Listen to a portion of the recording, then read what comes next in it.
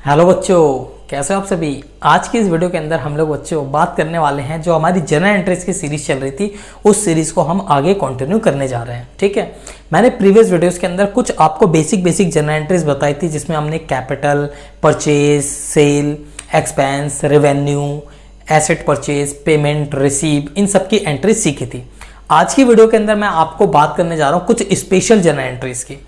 वो special general entries जो आपके एग्जाम में आती है और काफ़ी अच्छे मार्क्स की आती है, और ये जनरल एंट्रीज आपको आगे लाइफ में भी बहुत काम आएंगी। प्रैक्टिकल एग्जाम्पल्स में बहुत कुछ देखने को मिलेगा। तो जब ये सीरीज खत्म हो जाएगी आपकी जनरल एंट्री का, तो मैं आपको दिखाऊंगा प्रैक्टिकली कि रियल वर्ल्ड के अंदर हम लोग कैसे एंट्रीज को पास करते हैं, कैसे कंपनीज इनको सॉफ्टवेयर के अंदर करती हैं। क्या आप सीखना चाहोगे? अगर आप सीखना चाहोगे तो मैं डेफिनेटली आपको सिखाऊंगा भी प्रैक्टिकल, ताकि आपको करने में बड़ा मजा आएगा, इंटरेस्टिंग लगेगा। प्रैक्टिकल सिर्फ थ्योरी पढ़ पढ़ के मजा नहीं आता, तो कुछ प्रैक्टिकल भी करेंगे तो कुछ ज़्यादा इंटरेस्टिंग होगी। ठीक है, तो चलिए अब हम चलते हैं अपनी वीडियो की ओर। तो आज की वीडियो में मैं आपसे बच्चों बात करने जा रहा हूँ बैड डेट्स के ऊपर। बैड डेट जैसा कि आपको पता है, अगर आपको नहीं पता तो मैं बता देता हूँ। बैड डेट का मतलब होता है वो अमाउंट जो हमारा डूब गया है। मान लीजिए मिस्टर ए एक पर्सन है, ठीक है, मान लीजिए एग्जाम्पल के तौर पे कि मिस्टर ए जो है ना एक पर्सन है जिससे मेरे को 10,000 रुपये मिलने थे। कितने मिलने थे? 10,000 रुपये मेरे को उससे ओस थे। ठीक है, बट वो कह रहा है कि यार मेरे पास ना पैसे नहीं है और मैं आपको दे नहीं सकता, और मेरे से उम्मीद भी मत रखना। मेरे को ऐसा लगा कि वो बंदा हो गया इंसॉल्वेंट। बंदा क्या हो गया है? इंसॉल्वेंट। अब वो मेरे को पैसे दे नहीं सकता, तो मेरे लिए हो गया सस्पेंस, मतलब मेरे लिए हो गया नुकसान, मेरे को कुछ नहीं मिलेगा। तो जो पैसा मेरे को लगता है कि आने वाले फ्यूचर में नहीं मिलेगा, उसको मैं बैड डेट मान लूंगा और अपना नुकसान बुक कर लूंगा। तो बैड डेट का मतलब क्या होता है? वो अमाउंट जो मेरे को मिलेगा नहीं, जो मेरा पैसा डूब गया है, this is known as bad debt. तो अगर कंपनी का लेट सपोज मिस्टर ए 10 के 10,000 रुपए ही नहीं देता, पूरा का पूरा डूब जाता, तो उसको बोलेंगे फुल्ली बैड डेट। लेकिन लेट सपोज अगर सेकंड केस में अगर हम मान लेते हैं कि मिस्टर ए बोलता है कि मैं आपको 6,000 रुपये तो पे कर दूंगा, लेकिन 4,000 रुपये मैं पे नहीं कर पाऊंगा, मेरे से उम्मीद मत रखना। तो कुछ पैसा वो दे रहा है, कुछ नहीं दे रहा, तो उसको बोलेंगे हम पार्शियल बैड डेट। ठीक है, उसको क्या बोलेंगे हम? Partial bad debt. तो बैड डेट की एंट्री कैसे रिकॉर्ड करेंगे? अगर हमारा फुल्ली बैड डेट है फर्स्ट केस में 10,000 रुपये से, तो हम एंट्री करेंगे bad debt account debit to as capital account 10,000। ठीक है, bad debt account debit to party debtor का अकाउंट, जिससे पैसे मिलने थे अब मिलेंगे नहीं, तो उसके अकाउंट को कर देंगे क्रेडिट, क्योंकि वो पैसा दे तो रहा नहीं है। और बैड डेट क्या है? मेरा नुकसान है, तो डेबिट हो जाएगा। अब इसी तरीके से partial bad date. Partial bad date जैसे हमारे पास 10 मिलने थे, लेकिन उसने सिर्फ 6 दिए, 4 नहीं दे रहा, तो हमारी एंट्री हो जाएगी कैश या बैंक अकाउंट डेबिट 6,000 रुपए। बैड डेट कितना हो जाएगा? 4,000, और टू ए कितना आ जाएगा? 10,000। ठीक है, तो यहाँ पे आपकी एंट्री कितनी हो जाएगी? 6,000, 4,000 और 10,000। और यहाँ पे आपकी एंट्री थी 10,000। यहाँ पे डेटर के नाम की जगह मिस्टर ए का नाम आ जाएगा, जो पार्टी नहीं दे रहा। ठीक है, अब सर ये तो हो गया। अब मान लीजिए कि ये जो मिस्टर ए है जिसने आपके 10,000 रुपये लेके भग गया था, उसको बाद में एक लॉटरी लग गई और उसके पास काफी अच्छा पैसा आ गया, तो उसको एक पछतावा हो रहा है कि यार उसने ना अपने दोस्त का 10,000 रुपये लिया था लेकिन दे नहीं पा रहा हूँ। तो अब उसके दिल में बड़ा ही ख्याल आता है कि मेरा दोस्त मेरे बारे में क्या सोच रहा होगा, गलत सोच रहा होगा, चल मैं कोशिश करके अब मैं उसके पैसे रिटर्न करके आता हूँ। तो वो आपके पास दौड़ा दौड़ा आया और बोला, भाई देख मैं तेरे 10,000 रुपये लाया हूँ। आप तो देख के बड़े खुश हो गए, वाह यार मेरे 10,000 रुपये आ गए। ठीक है, ऐसा सोचा नहीं था, बट करिश्मा तो कभी भी हो सकता है। ठीक है, तो वो आपको 10,000 रुपये देने आ गया, आपके चेहरे पे खुशी है बहुत ही, आपने गले वाले लगा लिया दोस्त को, वाह दोस्त बहुत बहुत धन्यवाद, मेरे को बहुत पैसे की जरूरत थी और तूने सही टाइम पे 10,000 लेके आया। तो जो पैसा आपका पैसा बैड डेट हो चुका था, वो पैसा वापस मिल जाना क्या है? Bad debt recovered. क्या बोलेंगे उसको? Bad debt recovered. ठीक है, तो मान लो मिस्टर ए आता है और बोलता है कि भाई ये ले तू अपने 10,000 रुपये बाद में, तो आप एंट्री क्या करोगे? बैंक अकाउंट डेबिट या cash account debit 10,000 to bad debt recovered. अब यहाँ पे बताओ मिस्टर ए का नाम क्यों नहीं लिखा आपने? उसने पैसे दिए। सर हम मिस्टर ए के अकाउंट को ऊपर ही क्लोज कर चुके हैं, जब उससे पैसे लेने थे उसने नहीं दिया तो हमने उसके अकाउंट को क्लोज कर दिया, अब उसके अकाउंट को वापस नहीं खोलेंगे। ठीक है, तो इसलिए ये मेरी इनकम हो गई, तो इसलिए हम इसको रिकॉर्ड कर देते हैं bank to bad debt recovered. जो पैसा डूब गया तो वापस अगर मिल जाए तो उसको बैड डेट रिकवर्ड में डाल दो, और ये हमारे लिए क्या है? इनकम है। ठीक है, तो आपको पॉइंट आई होप समझ में आ गया होगा कि आज की ये जो हमारी वीडियोस है, ठीक है, बैड डेट रिकवर्ड और बैड डेट के ऊपर आपको अच्छे से समझ में आया होगा। अब हम चलते हैं अपनी दूसरी जर्नल एंट्रीज की ओर, ठीक है, जिसमें हम बात करेंगे बैंक के कुछ ट्रांजेक्शन्स को, ठीक है। ओके सर, चलो तो अब हम बात करने जा रहे हैं अपनी बैंक्स के ट्रांजेक्शन्स के ऊपर, ठीक है, बैंकिंग ट्रांजेक्शन जो आपकी मोस्ट इंपॉर्टेंट है। अगला टॉपिक हमारे पास क्या है, बैंक ट्रांजेक्शन्स। तो जब हम बैंक के साथ डील करते हैं तो हमारे पास डिफरेंट टाइप के ट्रांजेक्शन्स होते हैं, ठीक है। सबसे पहले ट्रांजेक्शन की हम बात करते हैं कि जब हम क्या करते हैं, बैंक में अगर ओपन करते हैं अकाउंट, अकाउंट का मतलब हो गया बैंक अकाउंट। अगर हम बैंक जाते हैं और बैंक में अपना अकाउंट ओपन करते हैं या फिर कुछ ना कुछ कैश डिपॉजिट करते हैं, कैश डिपॉजिटेड इनटू बैंक, सबसे पहला काम हमारा यही होता है कि हम कैश डिपॉजिट करते हैं। तो जब हम कैश डिपॉजिट करेंगे तो इसकी एंट्री हम लोग क्या करते हैं, हम इसकी एंट्री करते हैं bank account debit to cash account. Bank में पैसा चला गया और कैश चला गया, तो बैंक बढ़ गया तो डेबिट, कैश चला गया तो क्रेडिट। इस एंट्री को जहां पे कैश और बैंक का इन्वॉल्वमेंट होता है उसको बोलते हैं कॉन्ट्रा एंट्री। क्या बोलते हैं हम लोग, कॉन्ट्रा एंट्री। जहां पे कैश और बैंक दोनों का इन्वॉल्वमेंट होता है, कैश या तो डेबिट हो या क्रेडिट हो, बैंक या डेबिट हो या क्रेडिट हो, दोनों का इन्वॉल्वमेंट है, ऐसे ट्रांजेक्शन को बोलते हैं कॉन्ट्रा एंट्री। तो सबसे पहला ट्रांजेक्शन जब हम बैंक अकाउंट ओपन कराते हैं तो वो हमारी कॉन्ट्रा एंट्री होती है। इसी तरीके से अगर हमें जरूरत पड़ेगी तो हम वापस पैसे भी निकालेंगे, ठीक है।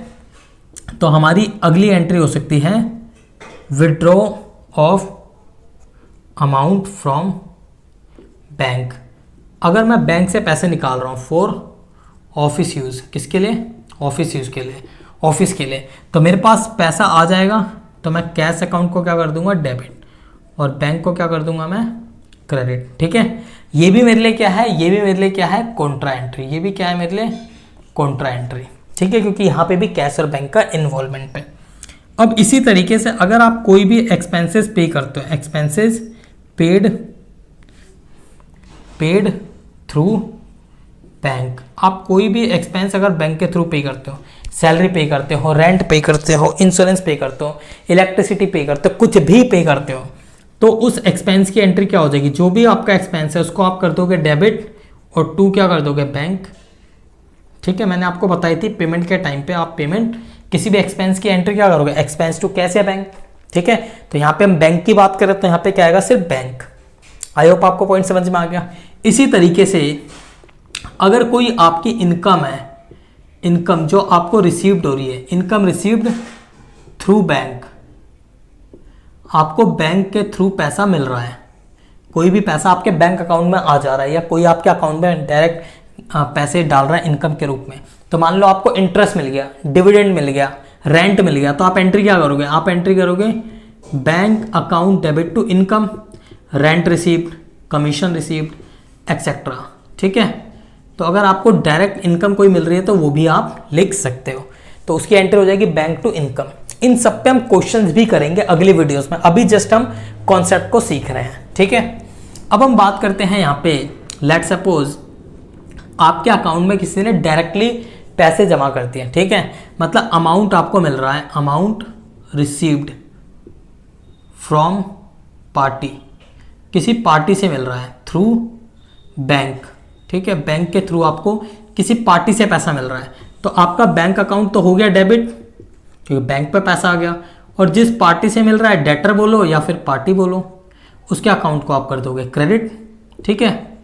तो इस तरीके से आप क्या करोगे, बैंक टू डेटर या पार्टी अकाउंट कर दोगे और आपको पैसा मिल जाएगा, ठीक है।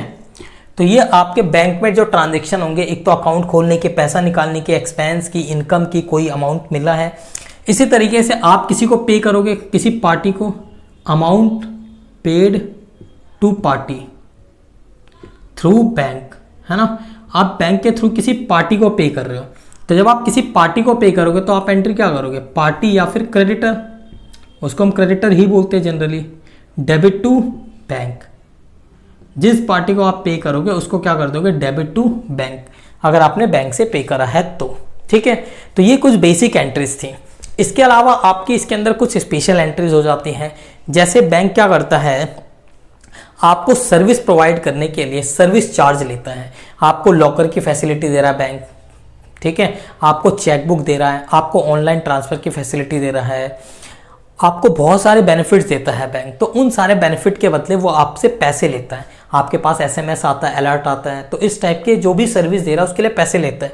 उन सारे एक्सपेंसेस को बोलते हैं बैंक चार्जेस। क्या बोलते हैं? बैंक चार्जेस, ठीक है। तो अगर बैंक आपसे बैंक चार्जेस के लिए पैसे ले रहा है, ठीक है, तो उसकी भी आप क्या करोगे? एंट्री रिकॉर्ड करोगे। तो उसकी एंट्री क्या होती है वो भी देख लेते हैं हम लोग, ठीक है, बैंक चार्जेस की एंट्री। तो अगर बैंक आपसे बैंक चार्जेस चार्ज कर रहा है तो ये भी एक तरह का खर्चा है, तो आपकी एंट्री क्या हो जाएगी?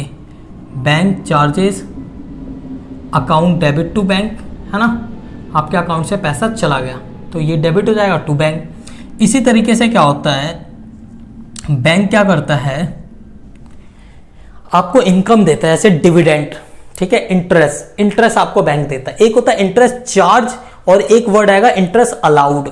चार्ज का मतलब है बैंक ने आपके अकाउंट से पैसे काट लिए, और इंटरेस्ट अलाउड का मतलब है बैंक ने आपको इंटरेस्ट दिया। तो इंटरेस्ट देना आपकी इनकम है और चार्ज क्या है? वो आपका खर्चा है, ठीक है। तो ये भी पॉइंट आप ध्यान में रखना। तो यहां पे मान लेते हैं interest allowed by bank, allowed by bank, तो बैंक ने हमें अलाउ करा इंटरेस्ट। तो उस कंडीशन में मेरे पास पैसा आ गया, ये भी एक तरह की इनकम है, तो एंट्री हो जाती है बैंक टू इंटरेस्ट रिसीव्ड।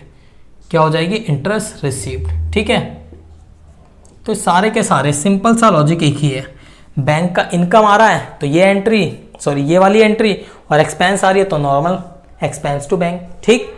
अब यहाँ पे एक पॉइंट और हम बात करते हैं जो हमारे लिए थोड़ी सी इंपॉर्टेंट है, ठीक है। इसके बाद हम दो एंट्रीज है जो इंपॉर्टेंट है वो डील कर लेते हैं। इसके बाद हमारा बैंक का भी सारा का सारा ट्रांजेक्शन खत्म हो जाएगा, और इसके बाद हम देखेंगे इसकी जर्नल एंट्रीज के कुछ क्वेश्चंस जो हम नेक्स्ट वीडियो में देखेंगे, ठीक है।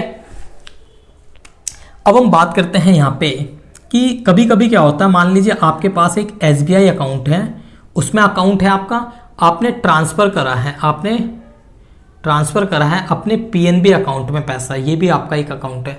तो ये भी बैंक अकाउंट है, ये भी बैंक, एक बैंक से दूसरे बैंक में पैसा डाल रहे हो, तो पैसा आया कहाँ पे? PNB में, और गया कहाँ से? यहाँ से। तो आप करोगे बैंक अकाउंट डेबिट, बैंक में नाम लिखा होगा PNB बैंक, तो PNB बैंक को कर दोगे डेबिट, और आपके पास से पैसा कहाँ चला गया? SBI, मतलब SBI अकाउंट से कहाँ पैसा गया? PNB में, ठीक है, एक बैंक से दूसरे बैंक। तो जिस बैंक में पैसा जाएगा वो डेबिट हो जाएगा क्योंकि उसके पास पैसा आ रहा है, और जिससे पैसा जा रहा है उसको क्रेडिट कर देंगे। लेकिन इस ट्रांजेक्शन को भी हम क्या बोलते हैं? कॉन्ट्रा। या तो बैंक टू बैंक हो, या कैश टू बैंक हो, या फिर बैंक टू कैश हो, सारे की सारी क्या है? हमारी कॉन्ट्रा एंट्री है। जहां पे कैश और बैंक दोनों का इन्वॉल्वमेंट होता है वो भी कॉन्ट्रा है, और जहां से बैंक का इन्वॉल्वमेंट होता है वो भी कॉन्ट्रा एंट्रीज होती है। तो ये पॉइंट याद रखना है यहाँ पे, ठीक है। आई होप आपको पॉइंट समझ में आ गया होगा बच्चों, ठीक है। इसके बाद हम बात करते हैं यहाँ पे एक एंट्री हमारे पास, लेट सपोज आपने क्या करा? चेक इशू कर दिया। आपने क्या करा यहाँ पे? ये मैं आपको कैश बुक के चैप्टर में भी बताऊंगा, बट यहाँ पे थोड़ा सा सीख लेते हैं, ठीक है। अब हम यहाँ पे बात करते हैं चेक्स की। किसकी बात करते हैं? चेक्स की।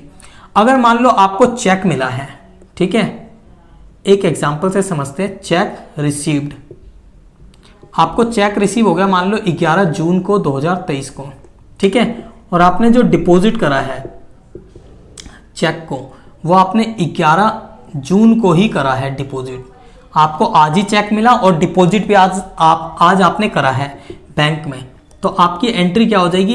Bank account debit to party account. क्या हो जाएगी? Bank account debit to party account. मान लो राम से आज चेक मिला तो मेरी एंट्री हो जाएगी बैंक टू राम, आज ही जमा कर दिया तो बैंक टू राम, ठीक है। लेकिन इसी के अंदर एक हमारे पास दूसरा कंडीशन हो सकता है। क्या कंडीशन हो सकता है? कि चेक जो है वो मेरे को रिसीव तो हो रहा है कब? 11 जून को, ठीक है, लेकिन जो मैं चेक डिपॉजिट कर रहा हूँ वो मैं कर रहा हूँ 13 जून 2023 को, ठीक है। कब डिपॉजिट कर रहा हूँ? 13 जून। मिला आज, जमा मैं अगले दिन कर रहा हूँ या उससे नेक्स्ट डे। तो जिस दिन मिलेगा 11 जून को मैं एक एंट्री करूँगा चेक रिसीव करने की, तो मैं एंट्री करूँगा cheque in hand, cheque in hand account debit. Cheque मेरे पास है इन हैंड, हाथों में, इसलिए तो cheque in hand account debit to जिस पार्टी ने दिया है, राम ने दिया है, तो टू राम्स अकाउंट, ठीक है।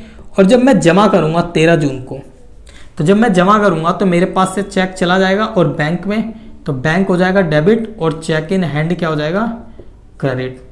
ठीक है, तो ये चेक अभी मैंने रिकॉर्ड करा कि आज मेरे पास चेक है इसलिए चेक इन हैंड है। जब बैंक में चला जाएगा तो bank debit to cheque in hand. तो जब मेरे पास सेम डे चेक आएगा, डिपॉजिट करूंगा तो एंट्री क्या होगी, बैंक टू पार्टी। लेकिन अगर चेक मेरे को अगले दिन मिला, डिपॉजिट उसके अगले दिन करा, तो जिस दिन चेक मिलेगा उस दिन entry cheque in hand to debtor मतलब पार्टी, और जब जमा होगा तो bank to cheque in hand. ठीक है, यह आपको आई होप पॉइंट समझ में आ गया होगा। अब इसमें एक पॉइंट और है, वो हम देख लेते हैं फटाफट से। अब आपने चेक जमा तो कर दिया, लेकिन हो सकता है कि चेक क्या हो जाए, डिसऑनर हो जाए। क्या हो जाए, चेक डिसऑनर हो जाए, ऐसा हो सकता है। तो अगर आपका चेक डिसऑनर हो गया, आपने बैंक में पैसा डाल दिया, चेक डिसऑनर हो गया, तो आप क्या करोगे, आप वापस से पार्टी से पैसा लोगे, तो पार्टी को आप कर दोगे debit, debtor account debit to bank, और बैंक को क्या कर दोगे, क्रेडिट। ठीक है, क्योंकि पार्टी को आप पकड़ोगे, बोलोगे भाई तू पैसे दे, तो आपने डेबिट कर दिया, और आपका जो बैंक था जो आपने इंक्रीज कर लिया था डेबिट करके, उसको क्रेडिट करके कैंसिल कर दोगे। तो आपकी एंट्री क्या हो जाएगी, डिसऑनर के टाइम पे party account to bank account. तो बच्चों ये थी हमारी जनरल एंट्रीज बैंक से रिलेटेड ट्रांजेक्शन और हमारे बैड डेट की ट्रांजेक्शन की। ठीक है, तो आई होप आपको पॉइंट समझ में आया होगा अच्छे से। अगर कहीं पे भी कोई डाउट हो तो आप कमेंट करके पूछ सकते हैं। इन पे जो क्वेश्चंस होगा वो मैं आपको नेक्स्ट वीडियो के अंदर डील जरूर करूंगा क्वेश्चंस लेके, और फिर हम कुछ और जनरल एंट्रीज के ऊपर भी बात करेंगे। ठीक है, तो अब हम मिलते हैं नेक्स्ट वीडियो में। तो आई थिंक आप लोगों को वीडियो पसंद आ रही होगी। तो अगर वीडियो पसंद आ रही है और आपको कुछ ना कुछ वैल्यू एडिशन मिल रहा है तो प्लीज वीडियो को लाइक करें, साथ के साथ चैनल को सब्सक्राइब करें और बेल आइकन को प्रेस कर दें, ताकि आपको आने वाली वीडियो की नोटिफिकेशन तुरंत मिल पाए आप तक। ठीक है, और जैसे ही ये जनरल एंट्रीज का चैप्टर खत्म होगा, आपका फर्स्ट टर्म का सिलेबस खत्म हो जाएगा चुटकियों में, ये याद रखिएगा। इस पे जितना टाइम देंगे आगे उतना ही कम टाइम देना पड़ेगा। तो इसलिए बेस बनाइए बहुत जबरदस्त तरीके से, ताकि आपको कोई भी चैलेंज ना कर पाए।